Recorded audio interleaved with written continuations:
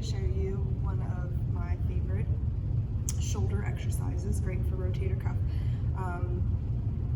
Like things, whether it's an injury or whether you want to try and strengthen and keep your rotator cuff safe, this is a great exercise for you.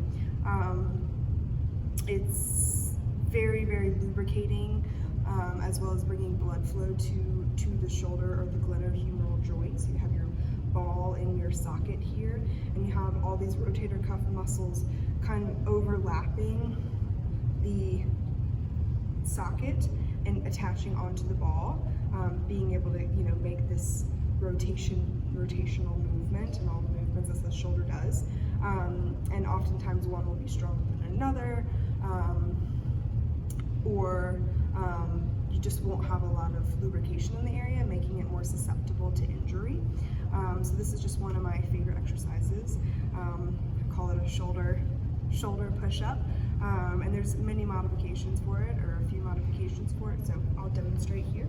You want to get into a plank position, having your hands underneath your shoulders. So you don't want to be spread wide here. You want to have your hands directly underneath your shoulders, and then coming into plank position here, rolling your shoulders down and back, bringing your navel into your spine, and having a relaxed head.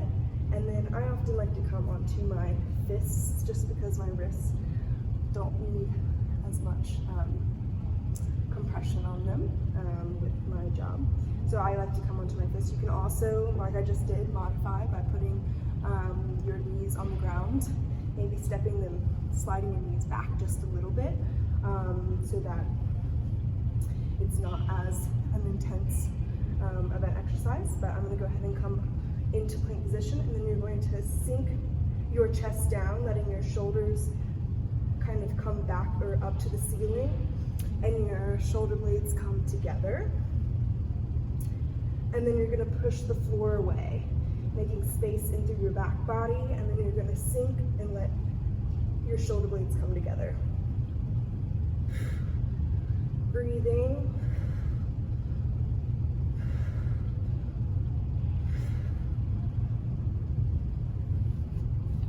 And there you go. I feel my shoulders pulsing with blood flow right now. And a great kind of come down is to do some shoulder circles and feel the amount of movement that you've just created. Do as many of those as you want. I obviously can't do a whole lot. It takes some building up, so go slow and see if you can find that movement. And it's also important when you're doing this to not bend your elbows. You're not doing a push-up. What you're doing is just a shoulder movement.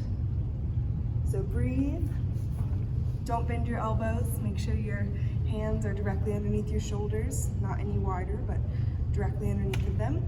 And yeah, you're gonna feel your core get stronger, feel everything get stronger, all the benefits of plank, but also you're directing the exercise to your shoulders. Thank you so much.